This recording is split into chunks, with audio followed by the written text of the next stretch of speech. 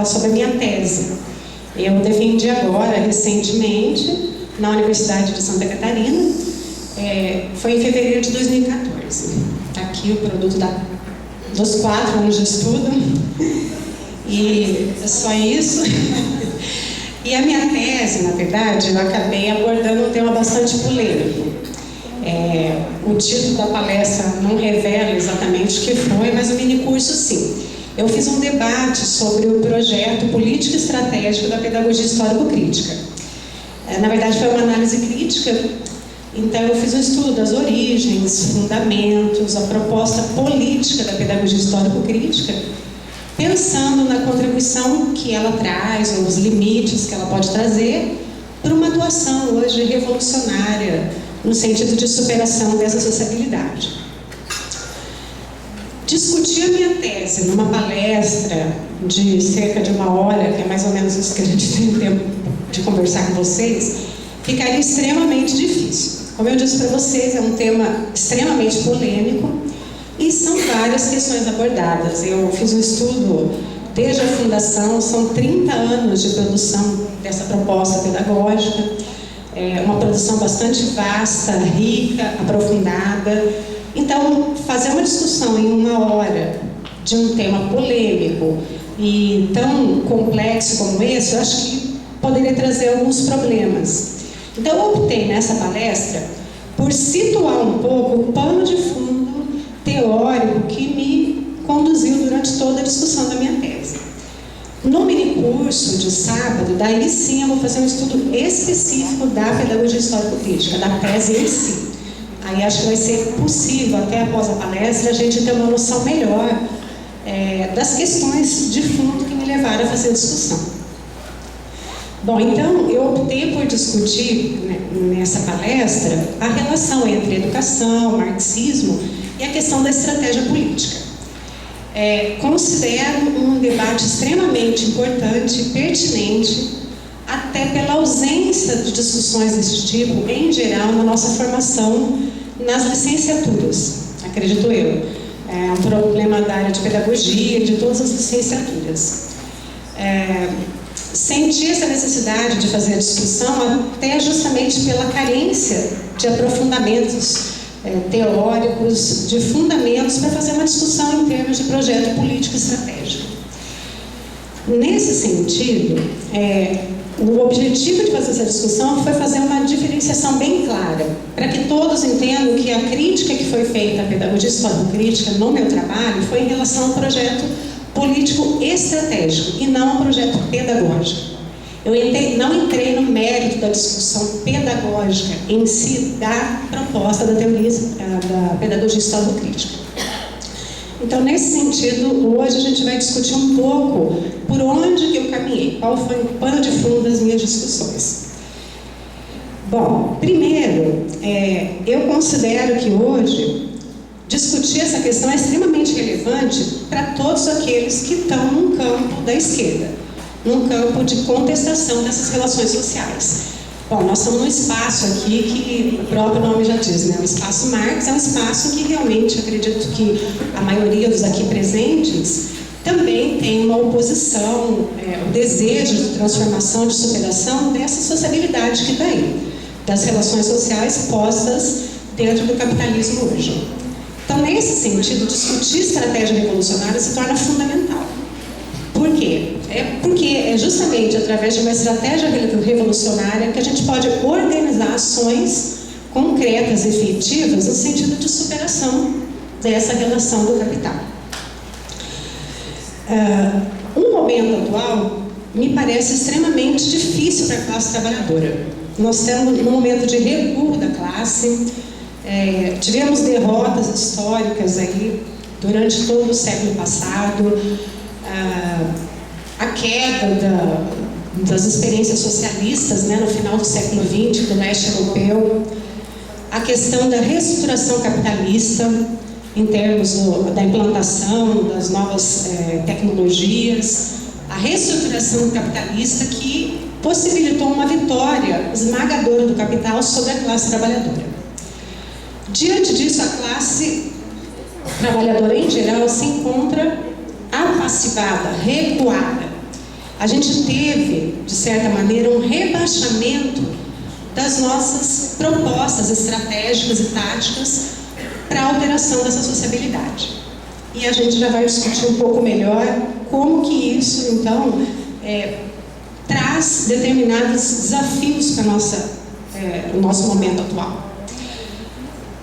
Aliado a isso, apesar desse momento de recuo, nós também temos outras questões que têm que ser pensadas hoje. Há um descontentamento geral com essa sociabilidade que está aí. E a gente tem sentido isso em manifestações nas ruas. Junho de 2013 foi um exemplo disso, né? E um movimento que me parece que ainda não acabou, não está morto. A gente continua tendo manifestações isoladas no país todo e tem uma expectativa aí, quem sabe, de até um reascenso desses movimentos agora durante a Copa do Mundo. Então, ao mesmo tempo que nós temos esse recuo da classe trabalhadora, os sinais de que a classe trabalhadora, de que a população em geral está descontente com a situação que está posta, são evidentes.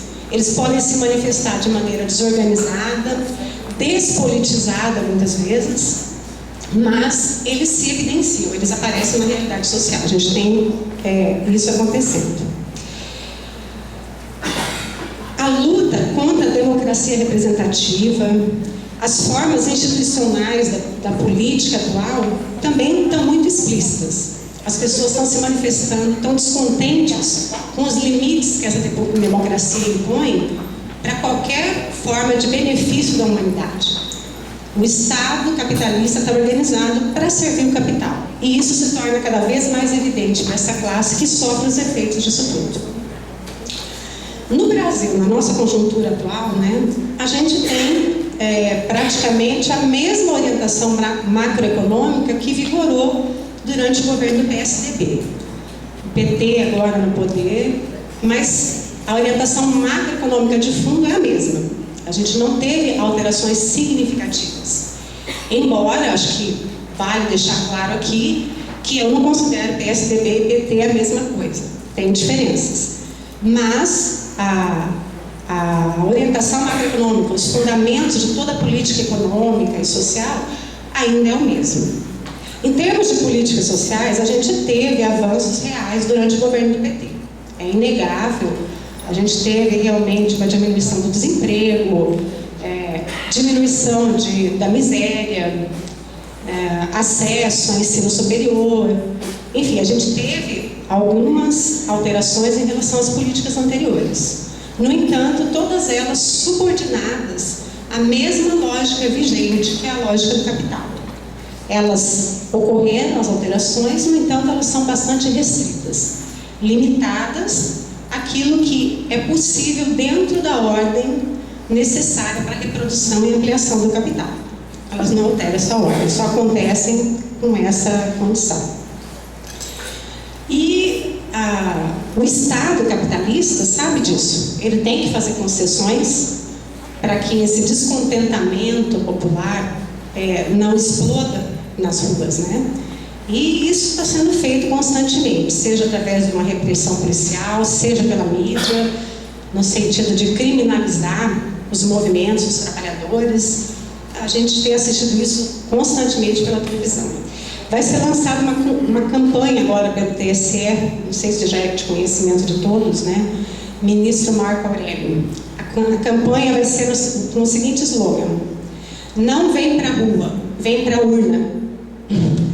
Então, a gente vê um sentido muito claro dessa campanha, né? De substituir qualquer forma de mobilização e de possível politização que possa decorrer dessas organizações populares pela simples participação na democracia representativa, como se a urna substituísse todo aquele movimento, aquele descontentamento da população em torno da miséria, da exploração, como se isso fosse resolvido nas urnas, com o objetivo, claro, de evitar que as pessoas vão para a rua e façam as suas manifestações. O problema é que o PT, com essa condução das políticas sociais, ele tem realmente conseguido amenizar certos problemas sociais, mas tem cooptado também muitos intelectuais, muitos manifestantes, movimentos sociais, MST, que têm cedido e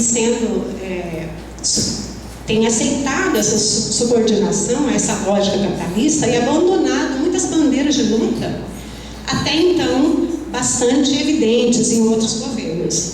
Então, se a gente tem ganhos positivos para a classe trabalhadora, bastante limitados, a gente também tem perdas gravíssimas para a classe nesse processo. E que a gente tem que pensar enquanto uma estratégia de ação política para alterar essa situação vigente. Isso exige um posicionamento da nossa classe. A gente tem que se manifestar, e isso vai acontecer independente de uma politização, de uma organização da classe trabalhadora, né? Seja no voto nulo, seja numa votação a uma proposta anticapitalista, seja de que maneira for, a gente vai manifestar nosso descontentamento e, o mais importante, de preferência, sem sair das ruas. Que eu acho que a gente tem que permanecer na rua para que manifeste justamente esse descontentamento e que isso possa conseguir aglutinar diferentes forças sociais. É óbvio que esses movimentos, a gente pode chamar de policlassistas, que ocorreram em junho de 2003, com as manifestações das ruas, eles não tiveram orientação nem de partidos políticos e nem de organizações sindicais, né? Foram movimentos quase que espontâneos. E esse é um dos problemas que a classe precisa enfrentar. Como aglutinar esse descontentamento e direcionar essas forças, essa mobilização social, no sentido de uma ação mais efetiva de combate e de transformação dessa sociabilidade. Esse é um desafio que a gente tem pela frente, né? As perspectivas de curto prazo são bastante terríveis, né? Desanimadoras. A gente sabe que a classe, então, vai ter sérias dificuldades para conseguir dar espaço, para conseguir fazer alguma transformação substantiva, e nesse sentido é o nosso desafio. O que fazer para que isso aconteça? A médio e longo prazo, a gente sabe que tem as perspectivas, elas estão aí. A luta de classes não acabou e nunca desapareceu, né? Alguns teóricos com essas manifestações disseram, olha, a luta de classes voltou. Ela não voltou porque ela nunca desapareceu. Ela sempre esteve aí, né? Adormecida, às vezes obscurecida por outras questões, mas ela nunca desapareceu. Enquanto a gente tiver uma classe detentora da grande riqueza da população e outra classe sendo apenas explorada sem usufruir dessas riquezas, nós vamos ter luta de classes. Ela é inevitável. Bom, as crises, elas são uma parte inevitável do capitalismo. Elas fazem parte da própria lógica do capital, né? O capital é pura crise. Sem crise nós não temos capitalismo. Então não adianta a gente ter a ilusão de que a crise vai derrubar o capitalismo, né? Crise econômica não derruba o capitalismo. A crise econômica é parte da lógica interna de funcionamento do capital, né? Marx já fez todo um estudo demonstrando isso.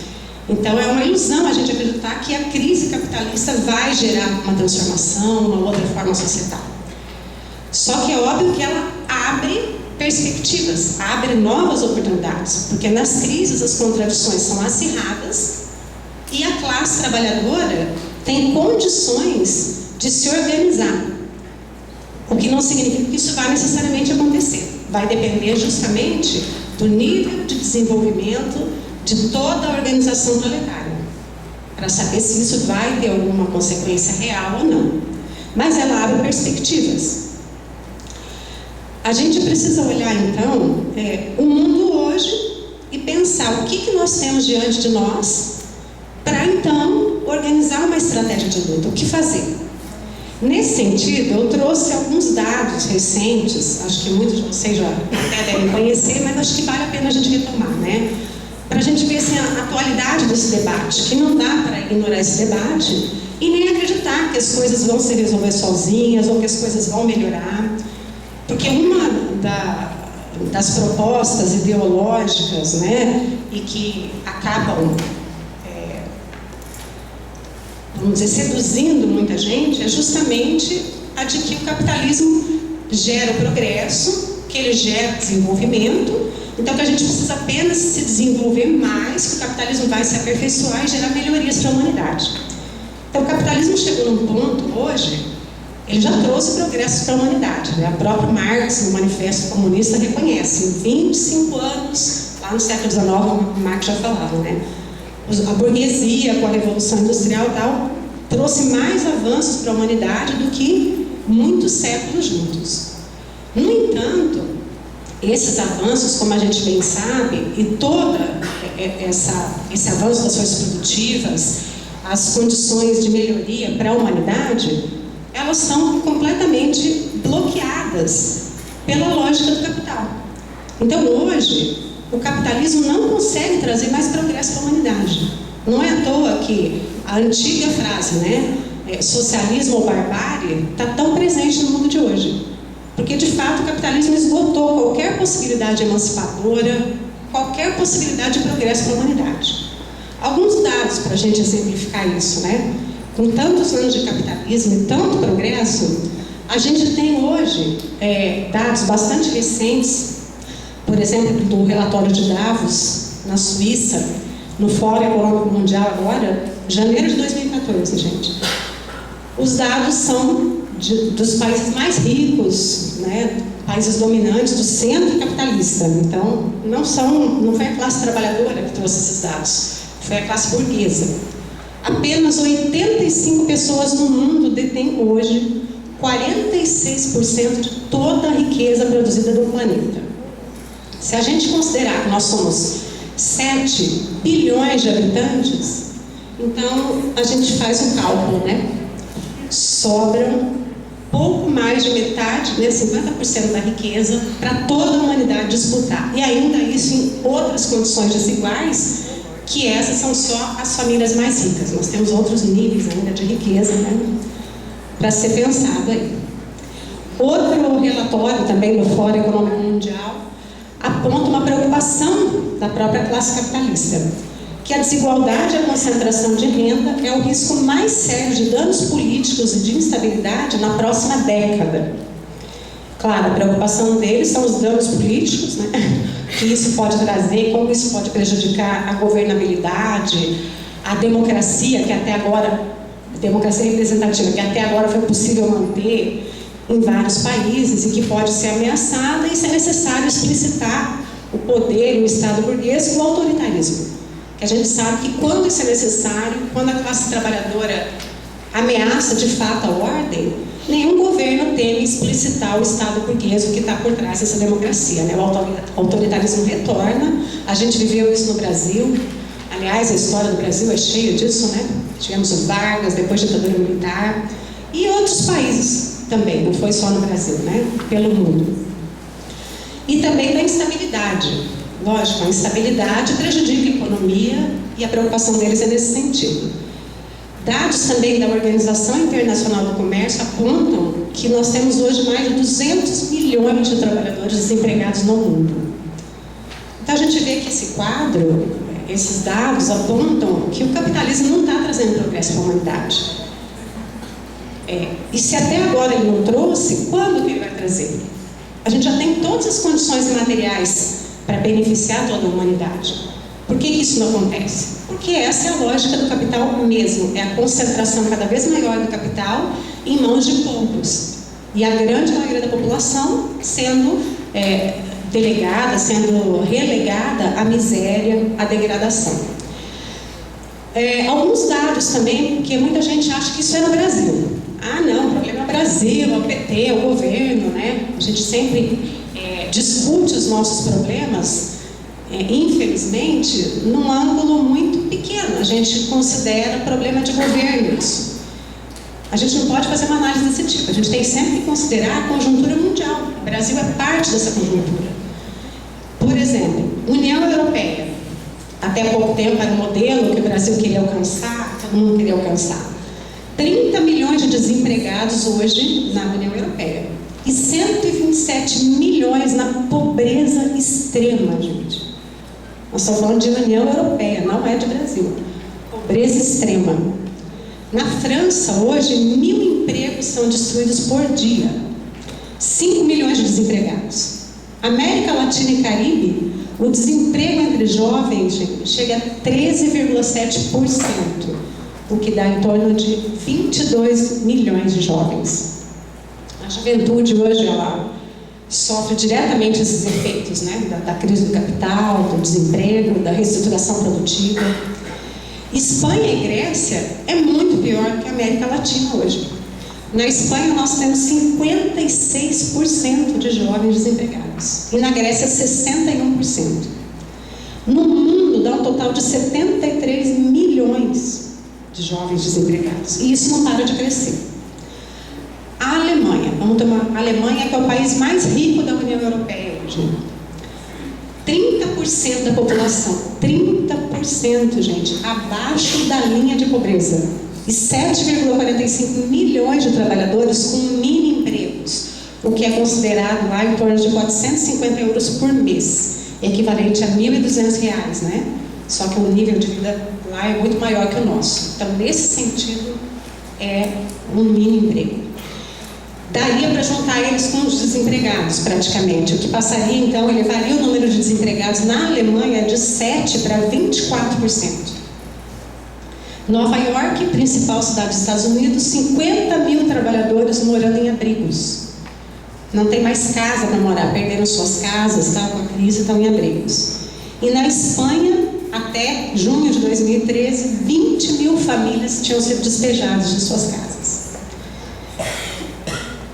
Acho que esses dados a gente traz porque às vezes fica no campo teórico, né? Parece que a gente está discutindo uma realidade que, mas que exagero, esses marxistas, né? As coisas não estão tão ruins assim. As pessoas exageram, né? O capitalismo, as coisas vão melhorar, tal. O resultado está aí, né, gente? A prova de que não melhora está aí. Vem uma crise capitalista, todos os ganhos obtidos são perdidos, né? Que é o que a Europa está vivendo hoje após a crise, os Estados Unidos também. A fome, gente, num estágio de desenvolvimento da humanidade, que as forças produtivas e o domínio da natureza avançou como nunca, que a humanidade teria condições de produzir comida suficiente para todo mundo e ainda sobrar. Ainda hoje, a fome é a maior causa de mortes no planeta. Está comprovado isso. Década de 1950, gente, 60 milhões de pessoas passavam fome. Hoje, quase 1 bilhão nós temos de pessoas passando fome. Esses são dados atuais. A Organização das Nações Unidas para a Alimentação e Agricultura, a FAO, aponta dados do número de pessoas com desnutrição hoje, que é a carência ou deficiência, né, em micronutrientes, vitaminas, outros. Já chega em 2 bilhões no mundo. Jan Ziegler, o ex-relator especial da ONU, deu também um relatório que 18 milhões de pessoas morrem hoje de fome por ano. E a cada 5 segundos nós temos uma criança morrendo de fome. 5 segundos, não são 5 minutos, né? E, por fim, para a gente ter uma noção dessa desigualdade social, no ano 2000, 1% dos norte-americanos detinham 32,8% da riqueza mundial. 1%. Em 2013, os mesmos concentram 40% dessa riqueza. Os 10% de países mais ricos detêm 86% da riqueza mundial. Ou seja, os outros 90% têm que se contentar com um pouco mais de 10%, né? Destes, 0,7 tem 98,7 trilhões e a posse de 41% da riqueza mundial. E por fim, de 43 mil empresas multinacionais, hoje 147 controlam 40% da economia mundial. Delas, a maioria bancos. Então, assim, são dados que demonstram que, de fato, a gente não está conseguindo resolver os problemas sociais. O capitalismo não trouxe avanço para a humanidade, não trouxe progresso, pelo menos para a grande maioria, não para aquelas 98 famílias, é óbvio, né? Para elas as coisas vão muito bem, obrigada. Mas para a grande parte da humanidade, as coisas não caminham bem, né? Diante disso tudo, né? o que os governos fazem para solucionar essas crises? O capitalismo, então, e isso Marx já explicou no século XIX, é o procedimento para o Estado capitalista sair da crise, né? A gente tem a diminuição dos postos de trabalho, fechamento de micro e pequenas empresas, os famosos planos de austeridade, né? E quem geralmente paga esses planos de austeridade são justamente os trabalhadores. Aí vem, para você manter o seu emprego, diminuição de salários, corte de pessoal, corte na previdência, são coisas que nós brasileiros já estamos bem acostumados a viver e que agora os países europeus que viveram durante parte do século XX, o que ficou conhecido aí por muitos como Estado, bem-estar social, agora também estão vendo todas as suas conquistas irem por terra abaixo, em nome de manter a governabilidade, manter a ordem, manter o progresso da humanidade, e que a gente sabe, então, que esse progresso está revertido por uma grande minoria. Outras consequências também é o acirramento também, gente, das contradições interimperialistas. Nós temos os grandes países do mundo, Estados Unidos, Rússia, França, Alemanha, numa disputa de mercados e de territórios, de países mesmo, né? De pontos estratégicos, regiões estratégicas do planeta. O Oriente Médio, por exemplo, tem sido alvo dessas disputas, principalmente por causa dos minérios, gás, petróleo. É o controle das riquezas naturais mesmo que está sendo disputado pelos grandes países imperialistas. A Organização Mundial do Comércio não consegue fazer os acordos mundiais de comércio, tem a maior dificuldade para isso, né, os acordos comerciais. Então, o que a gente está vivendo hoje é uma redivisão dos mercados entre esses países imperialistas e o enfraquecimento de outros. A guerra cambial também volta, né, aquela tentativa de colocar o euro, o dólar como única moeda. E a disputa também de regiões que são estratégicas economicamente e militarmente no planeta. A gente está revivendo isso hoje.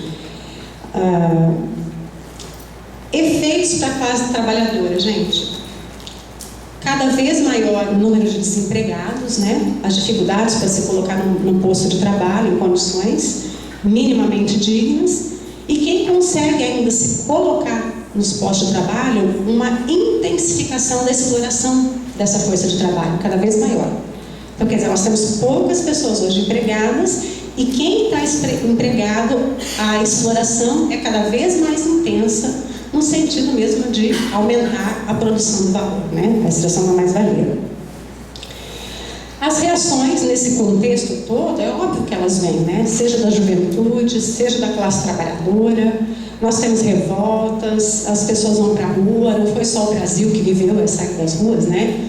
Nós tivemos também na crise europeia, Grécia, Espanha, Portugal, as pessoas também foram para as ruas, né?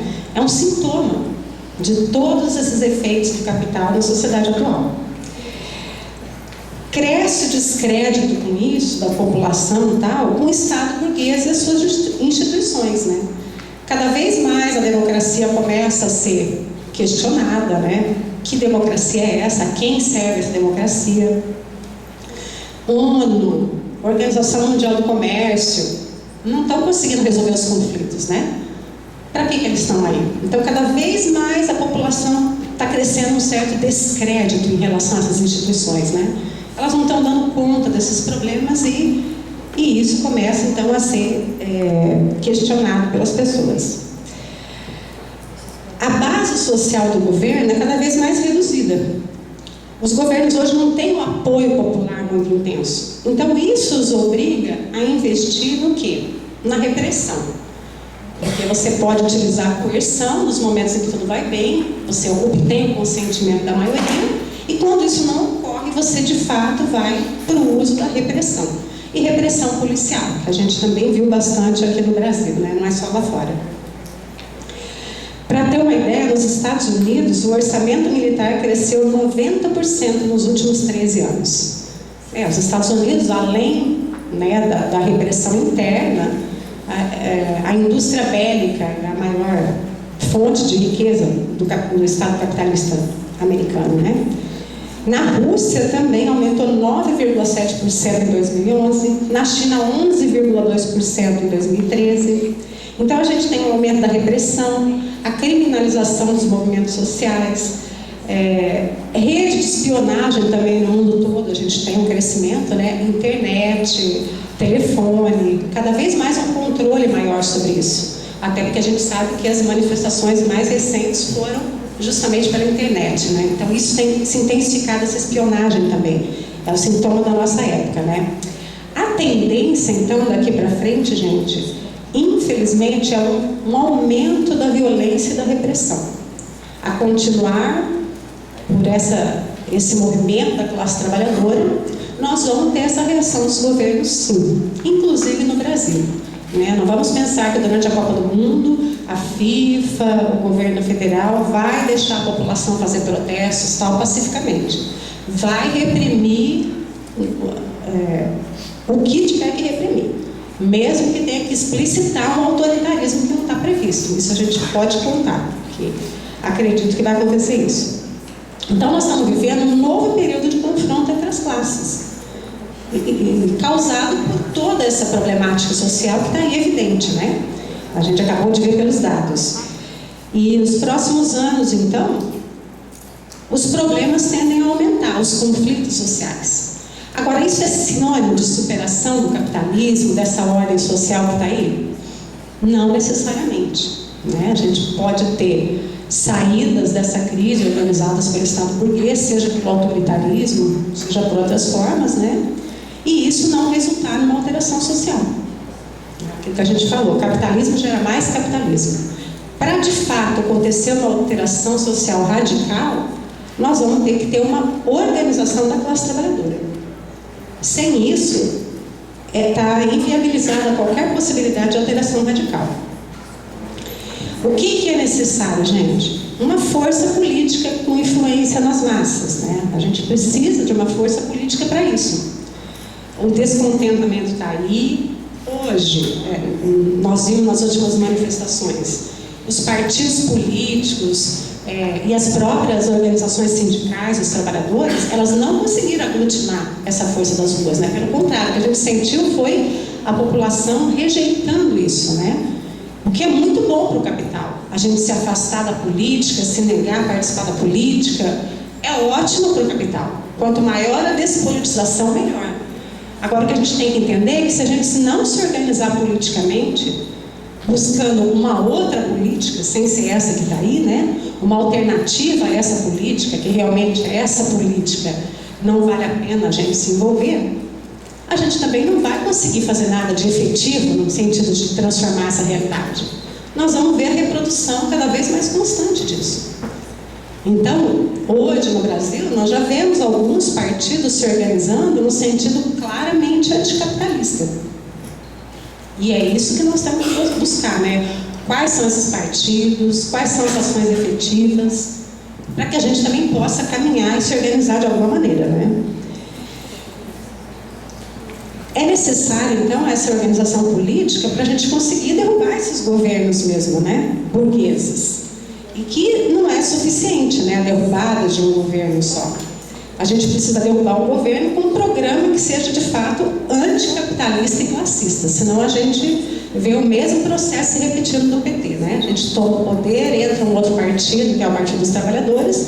No entanto, não altera os fundamentos da política econômica e da lógica social que está por trás disso. E nós simplesmente trocamos de governo, os problemas sociais permanecem, né? Essa é uma alternativa que eu considero possível e necessária para o Brasil. Não só para o Brasil, né? Para todos os países do mundo. A gente tem que construir isso. Uma alternativa anticapitalista e classista. Bom, estou falando de sociedade capitalista, tal, mas onde entra a educação nisso, né? Bom, a educação, gente, está inserida nisso tudo, nessa lógica social. E ela também, o cenário da educação não é muito mais animador do que o restante. A gente tem os dados atuais, né? A gente está vivendo no próprio Brasil hoje praticamente uma reforma institucional da educação embora essa reforma não tenha sido legal. Nós não temos, que nem durante a ditadura, uma lei que substitui a lei anterior para fazer reforma educacional. Nós estamos fazendo toda uma reforma sem precisar disso. Um exemplo, por exemplo, é o ensino superior, né?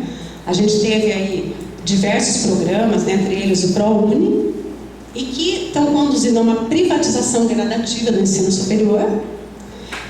Por exemplo, o ProUni, né?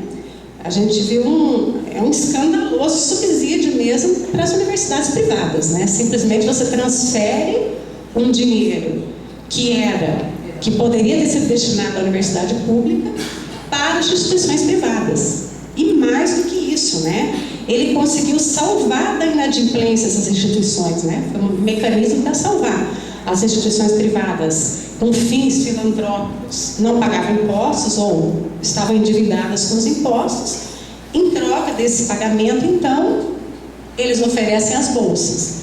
E qual que é o resultado, o saldo social disso, né? Teve aumento nas matrículas, o acesso das pessoas à universidade, de fato, isso é real, aumentou o acesso.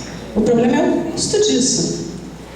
Tem um estudo, se não me engano, é do professor Roberto Lerner, não tenho certeza absoluta, que calculou o valor que foi investido no ProUni, e a conclusão foi de que 1/3 desse valor teria sido suficiente para criar o mesmo número de vagas nas instituições públicas.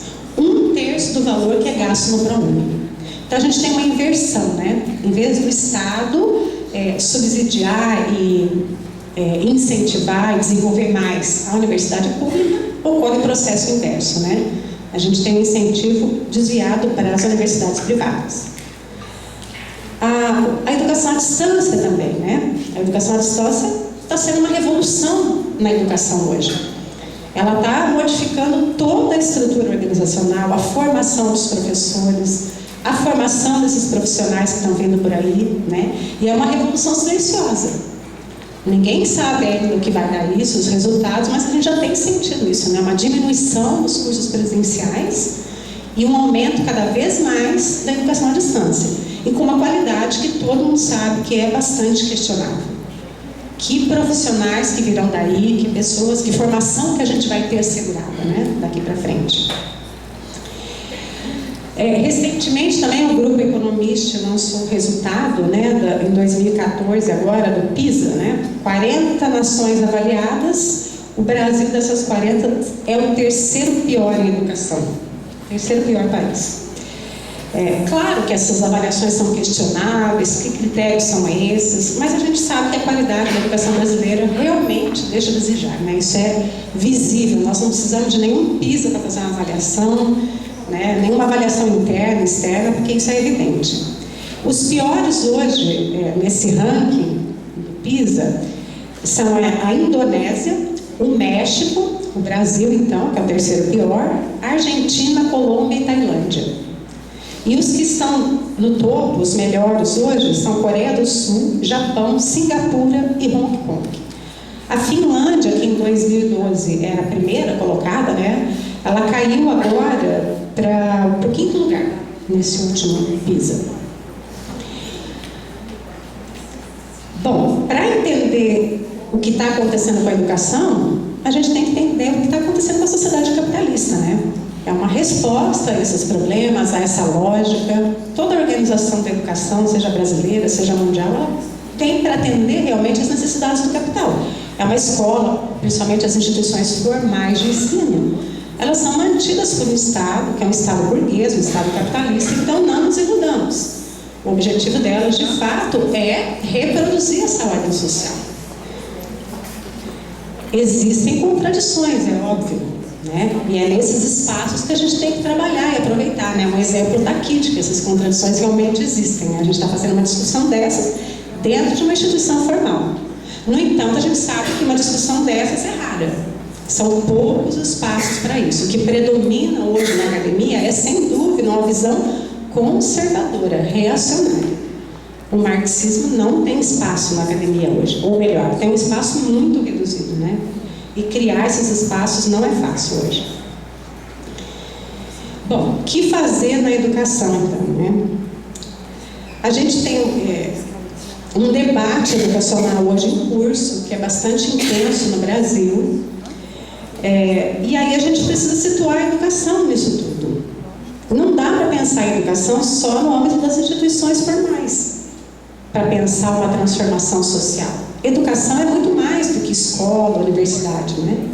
A gente sabe que a educação ocorre em vários espaços. A educação é um dos complexos, né? Do complexo do ser social. O Lukács que usa esse termo, né? É um dos complexos só.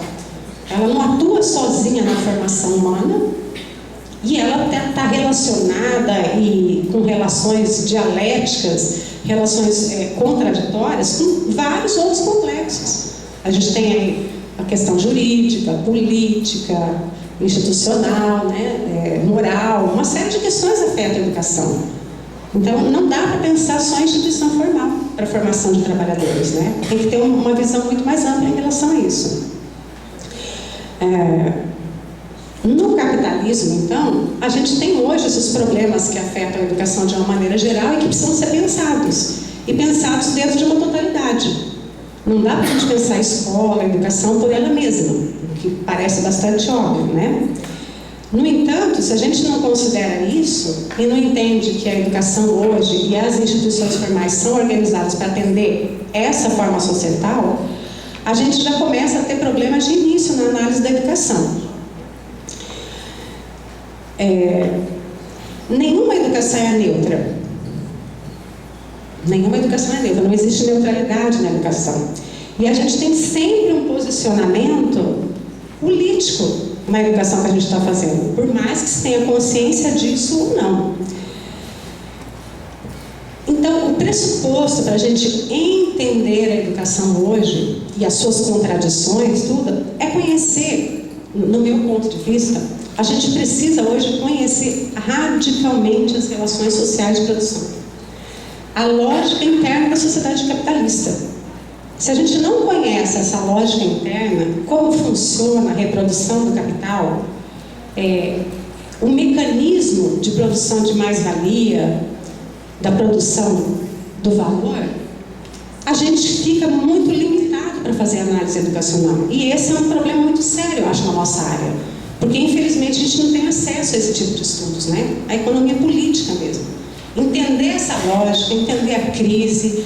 Por quê? Porque a educação está inserida nisso. Ela tem uma função social em todo esse processo econômico, seja a formação de mão de obra, seja a formação do consenso, seja a aceitação da ideologia dominante. Então, eu considero hoje que, se a gente não tiver essa visão, esse conhecimento aprofundado do capital e das categorias fundamentais para entender essa relação social, a gente fica muito limitado para atuar na educação no sentido de uma transformação efetiva. Esse me parece já um dos primeiros desafios que a gente tem pela frente, né? Só assim que a gente tem mais clareza e maior profundidade, mesmo para entender como lidar com essa educação, quais são os espaços que a gente pode criar nessa educação, quais são as atividades de fato que podem ser produzidas hoje no interior do campo educacional para contribuir nessa tarefa revolucionária, né?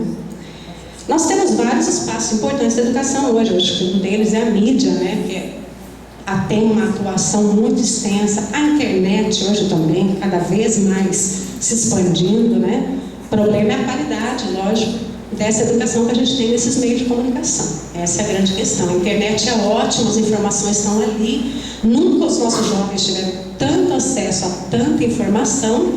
No entanto, a gente sabe o que isso significa, né? Nos trabalhos acadêmicos, o plágio ele domina assustadoramente e a gente está cada vez mais difícil de combater isso, né? E qual que é o problema do plágio? O problema do plágio, além do problema óbvio, né, de você não produzir uma ideia, se apropriar da ideia do outro, é que você não aprende, você não desenvolve conhecimento, você não dá conta de compreender os fundamentos, os conceitos mais elementares da tua área de atuação. E isso acontece apesar ou principalmente por causa desse grande acesso à informação que a gente tem hoje. Só que nós temos outros espaços de formação também alternativos. Nós temos formação política dentro das universidades, algumas, poucos espaços, mas existem, a gente tem que procurar eles. Nos próprios sindicatos também existe formação política, embora hoje a gente saiba que os próprios sindicatos e a classe trabalhadora estejam bastante precários em termos de formação política, e nos partidos também.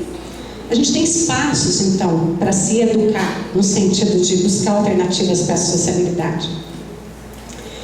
E aí, hoje, várias questões se colocam e estão em debate, né? Qual que é o lugar primordial para acontecer a formação da classe trabalhadora?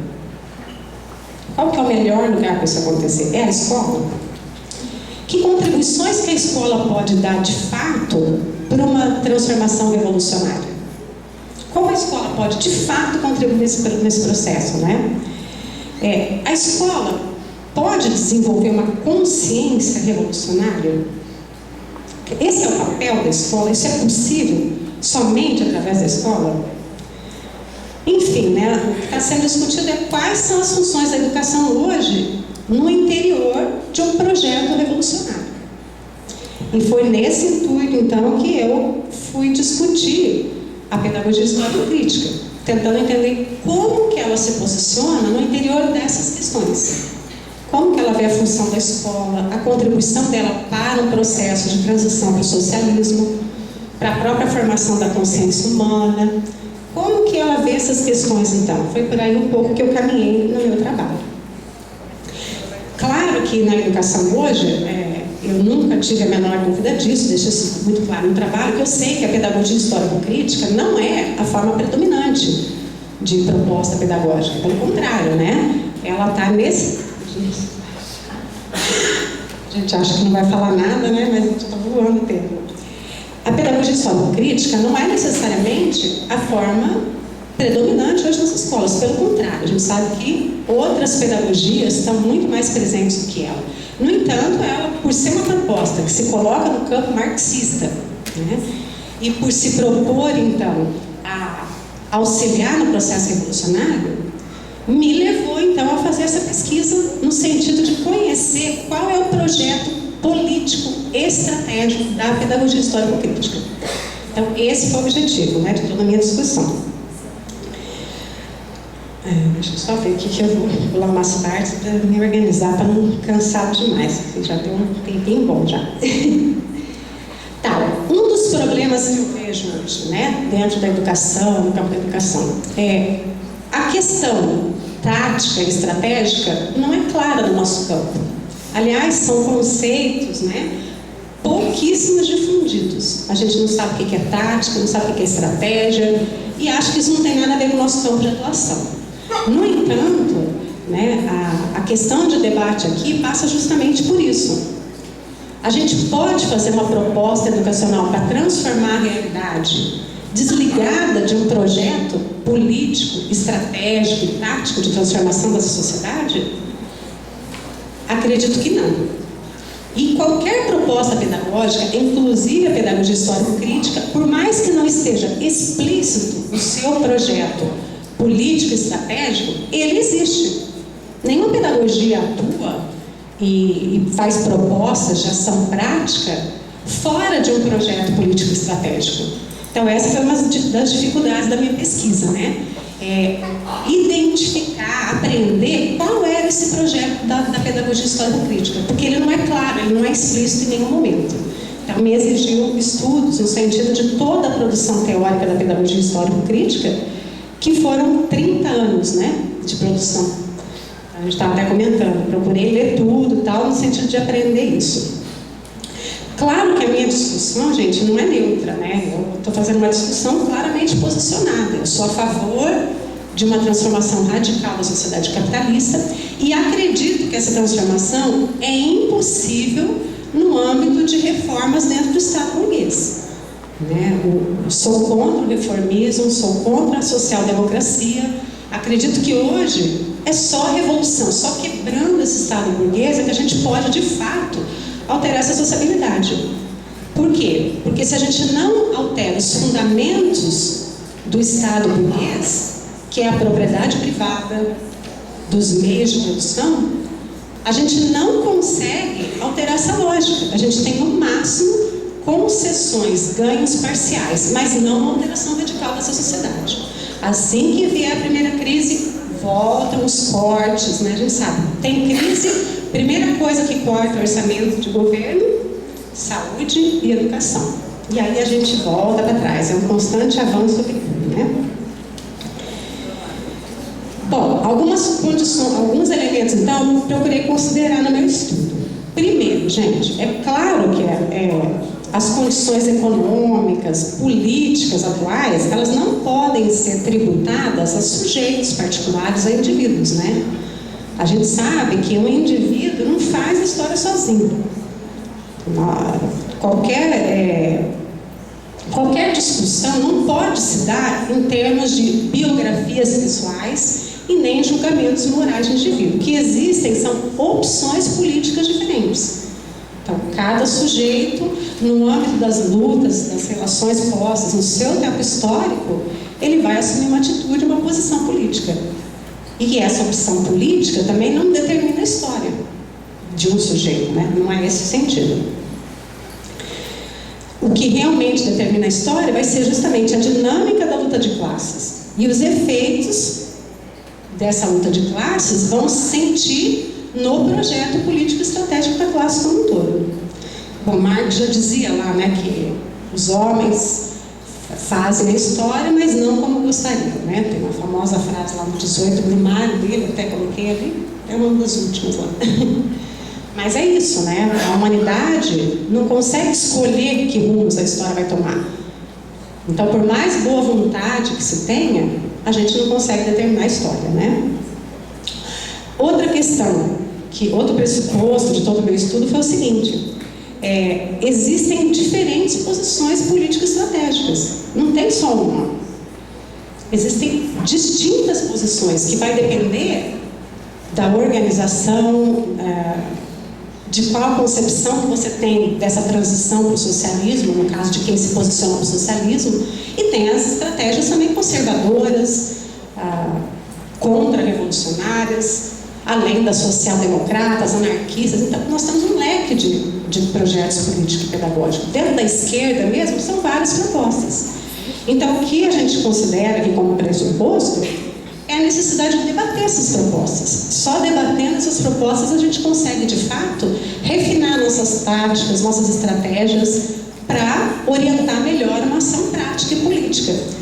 Então, assim, eliminar o debate em nome de desunião, ou melhor, em nome de união das forças de esquerda, porque se a gente debater, vai desunir e tal, eu considero extremamente problemático para a classe trabalhadora. Porque debater os distintos projetos, as diferentes posições, é o que faz avançar o debate, é o que faz a gente aprofundar nossas categorias, as nossas estratégias, problematizá-las e encontrar alternativas para a classe trabalhadora.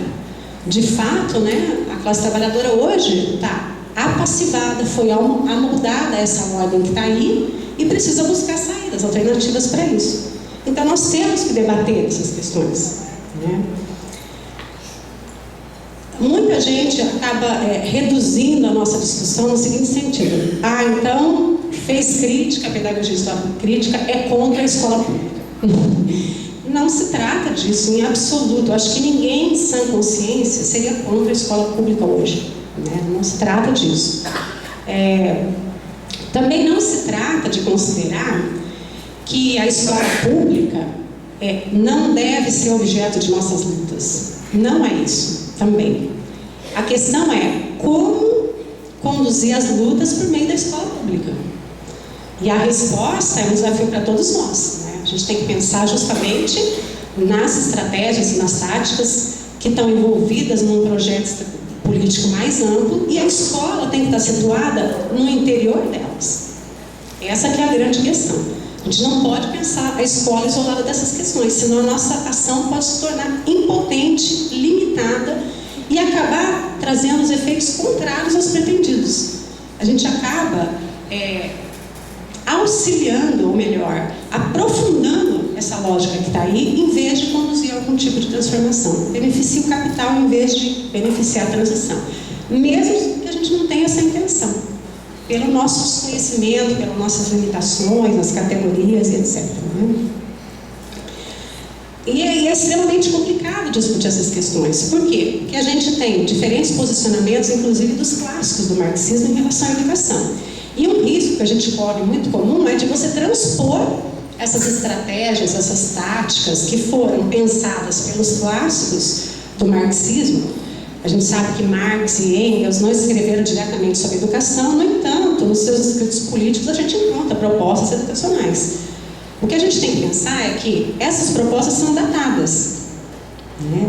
Não dá para a gente transpor mecanicamente isso para a nossa realidade de hoje. Seja Marx, Engels, Lenin, o próprio Gramsci, eles estavam dando respostas para a educação de sua época, respondendo à realidade da sua época. Então, o que nós temos que fazer hoje? Conhecer essas propostas, sim, mas conhecer a nossa realidade.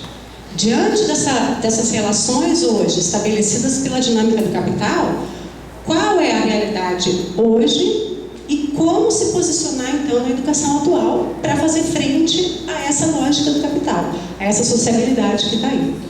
Então, não adianta fazer transposições históricas, a gente corre o risco de fazer uma proposta que não tem nenhum resultado prático, nenhuma ação concreta na nossa educação hoje, né?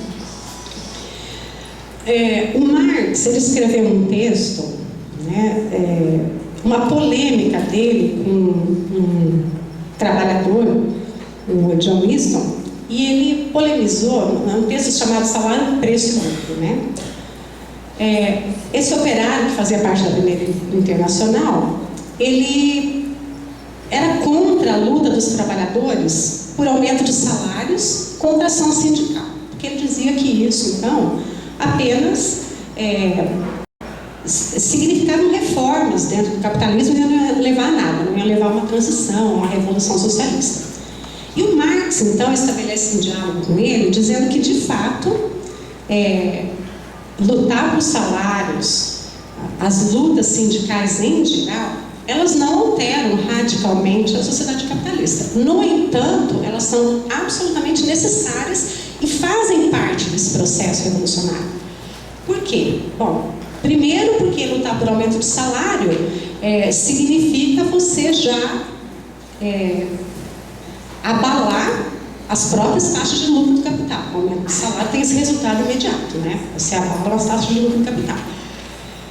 No entanto, de fato, você só está alterando e mexendo com efeitos do capitalismo, né? Baixo salário, se aumenta. Você não altera os fundamentos dessa lógica social. Isso não é alterado. Aí Marx vai dizer, isso significa então que não vale a pena lutar? Vale, tem que lutar, até porque essa luta se insere numa das táticas para derrubar o capitalismo. Por quê? Porque os trabalhadores vão lutar sempre por salários maiores, mesmo quando ele obtém um aumento de salário, o que ele deve fazer em seguida? Lutar por mais aumento. Para quê? Justamente para demonstrar a impossibilidade no capitalismo de conseguir reformas radicais. Porque essas reformas, essas concessões do capitalismo sempre vão esbarrar em certos limites. O capitalismo não pode conceder benefícios para a classe trabalhadora sem entrar em contradição com a sua lógica. Então ele não vai fazer isso, isso tem limites. E nesse sentido é extremamente educativo para os trabalhadores, justamente por meio dessas lutas, aprenderem o quê? Pelas lutas. Não aprender a lutar por mais salários, mas aprender que a luta por mais salários, por salários dignos, nunca vai se realizar plenamente nessa sociabilidade, só em outra. Isso ajuda a formar a consciência da classe trabalhadora. E aí o Marx termina assim esse texto mais ou menos dizendo o seguinte, né? A gente não deve lutar pelo aumento dos salários. A gente deve lutar pelo fim da relação assalariada, que é bastante diferente. Essa tem que ser a luta dos trabalhadores, né? Então, nesse sentido, a gente pensou também a educação. Tentar transpor essas questões para a educação. Então, não vamos lutar por escola pública, porque a escola pública pertence ao Estado, tal, Estado burguês. Óbvio que não, a gente tem que lutar por escola pública sim, assim como a gente tem que lutar por salário, né? No entanto, o que a gente tem que ter em vista são os limites dessa luta, né? As possibilidades e também os limites. E lutar por algo muito mais amplo que isso, para a gente não ficar restrito a essa luta.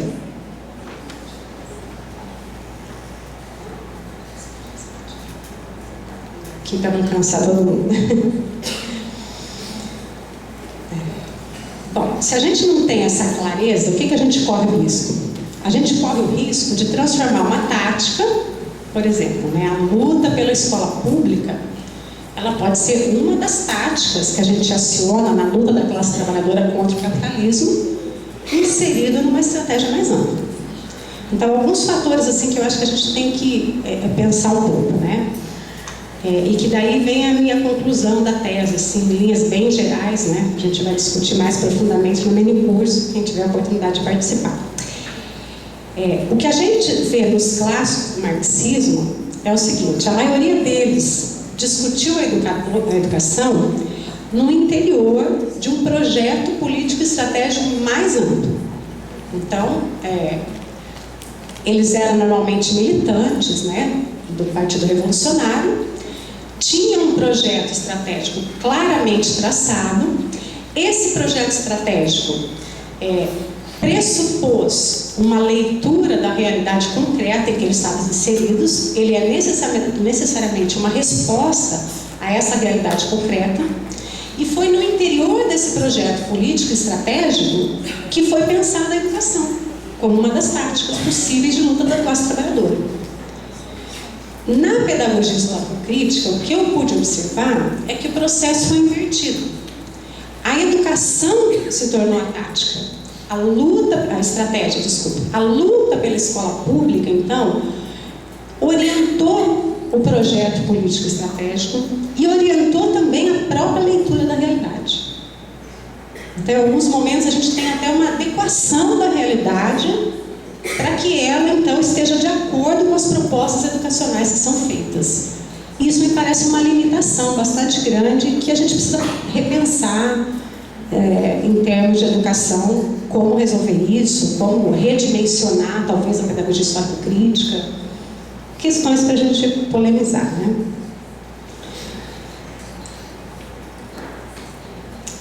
A luta por uma outra escola. Tá? Eu considero plenamente possível lutar por uma outra escola, não só possível, como necessário. No entanto, essa luta por uma outra escola não pode estar dissociada de uma ação revolucionária efetiva. Porque senão a gente acaba contaminando as nossas lutas, as nossas teorias, com um viés ideológico, achando que o pensamento, a educação vai mudar a consciência e a sociedade, e com um viés gnoseológico também, como se o acesso ao conhecimento garantisse a você, simplesmente o acesso ao conhecimento, te desse as condições, então, de você superar essa sociabilidade. Nesse sentido, eu coloco mais uma citação ali do Marx, né? Depois ele abre lá, enquanto ele abre, eu posso dizer assim que termino essa discussão aqui. Sei que não entrei em detalhes da minha tese, até porque, como eu falei para vocês, são 30 anos de produção. Foi uma tese bastante extensa, né? Discutir isso em uma hora, trazer detalhes das críticas que eu fiz aqui, traria só confusão para todos os presentes. Acho que não resolveria, né? Então, nesse sentido, eu queria que entendessem como um pressuposto para a gente começar a nossa discussão, então, no meu curso. E para quem quiser, estiver interessado em ler a tese, né, já deixei uma cópia com o Osmar, depois ele pode passar para vocês, que a discussão toda foi no âmbito do projeto político estratégico, da pedagogia histórico-crítica, e não o projeto político-pedagógico, né? Então, assim,